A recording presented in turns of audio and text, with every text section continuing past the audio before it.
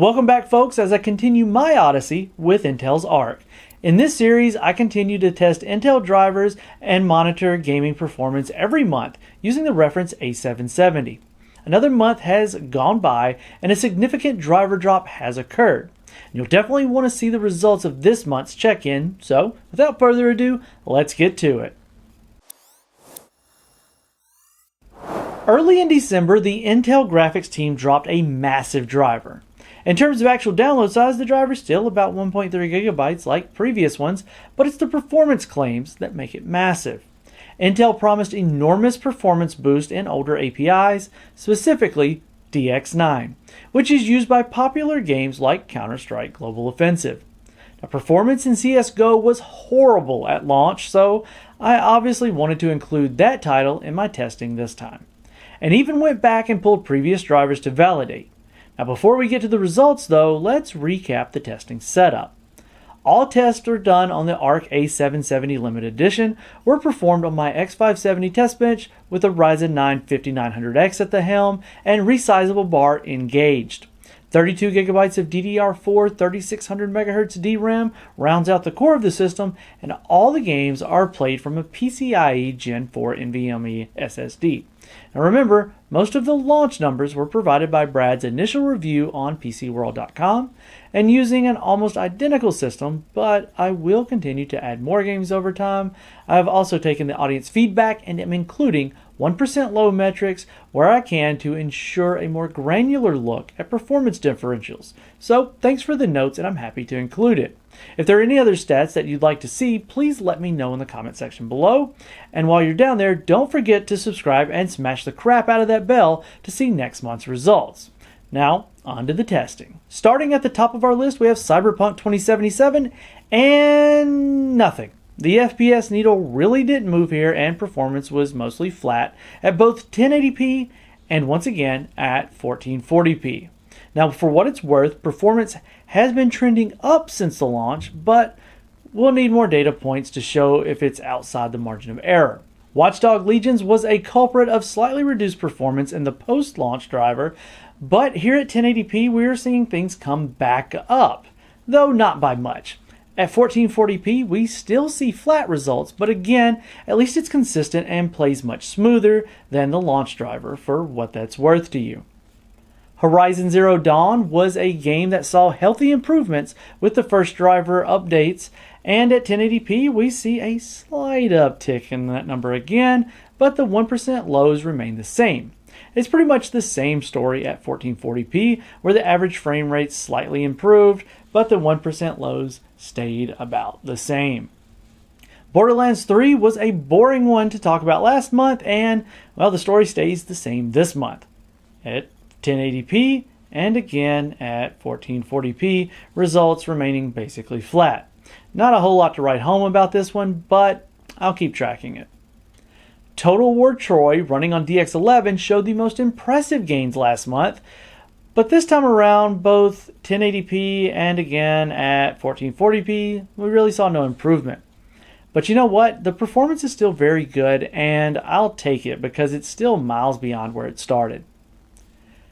Remember last month when I said Shadow of the Tomb Raider was most likely tapped out in performance and updates? Well, if this running streak of completely flat results at 1080p isn't proof enough, then maybe seeing the exact same numbers again at 1440p might convince you. But seriously, performance is solid here, even if it's a boring story to track. Call of Duty Modern Warfare 2 is a title that I was hoping to see some improvements on due to its massive popularity, but at 1080p we see ever so slight movement of the 1% lows, but it's really too close to get excited about. And at 1440p, it's a rinse and repeat kind of scenario, but this could prove a good case for XeSS to step in and do some magic to get us over that 60 FPS mark. So maybe I'll take a look at that real soon. Assassin's Creed Valhalla pretty much shares the same fate as Modern Warfare 2, with flat results. But hey, don't shoot the messenger. So far in the DX12 games I've been tracking, we're kind of hitting a leveling out point.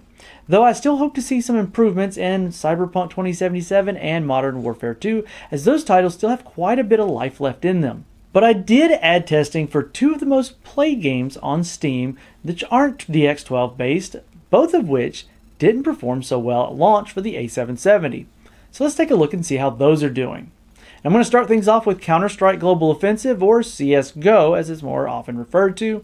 This was a title Intel was boasting about recently, so I needed to go back and take a look at the launch drivers, and holy crap was it bad. The game was an absolute stutter fest and just flat out unplayable in that state. Even the second driver didn't do anything to alleviate this. But once I saw the new driver hit that Intel was excited about, wow. All I have to say is wow. These gains were real, the smoothness was real. What a shame this wasn't what Intel delivered at launch, because knowing there could have been double the average frame rate performance at 1080p and well over double the 1% lows, well, that would have really gone a long way. Even at 1440p, there were insane gains to be had, just under 2x. But who's counting, right? It looks like Intel's claims seem to have panned out in this game in particular, so keep it up, team. Another game that's consistently at the top of Steam's charts is Grand Theft Auto V. This game runs on DX10 and might be as old as the hills at this point, but it still has a massive game that isn't slowing down anytime soon. So, what about the performance in this title? The 1080p results were quite telling, especially in the 1% low department, where this game is now approaching the initial average frame rate. At 1440p, the story isn't quite as shocking thanks to overhead reduction at higher resolutions, but a modest increase nonetheless. It's wild to think that performance can improve so drastically in the course of a couple of months. So once again, keep the updates coming. Before I wrap it up, one of the things folks asked about in the last month video was for me to take a look at driver stability over the course of this series. For the most part, I didn't experience any wild driver issues with the second major update. When I went back and spent time with the launch driver, I found a ton of weird glitches and even had the screen black out randomly when using HDMI. The biggest issue I ran into with the November update was the screen getting hung when changing resolutions in games, prompting a reboot to sort it out. The latest driver, however, hasn't given me any of those issues at all like the older drivers did. Is that to say that it's error-free? Not at all. Just because I haven't experienced it doesn't mean others haven't. So certainly share your experience if you're using an ARX graphics card. But I will continue to note any other stability issues I encounter month to month. Well, so far we've seen some interesting performance improvements from ARX launch to today, alongside some nothing burgers as well. In the Favorite Hardware of 2022 episode of The Full Nerd, Brad and I both agreed and felt like the A700 series needed a bit more time in the oven, and it's starting to really show. But where do I go from here?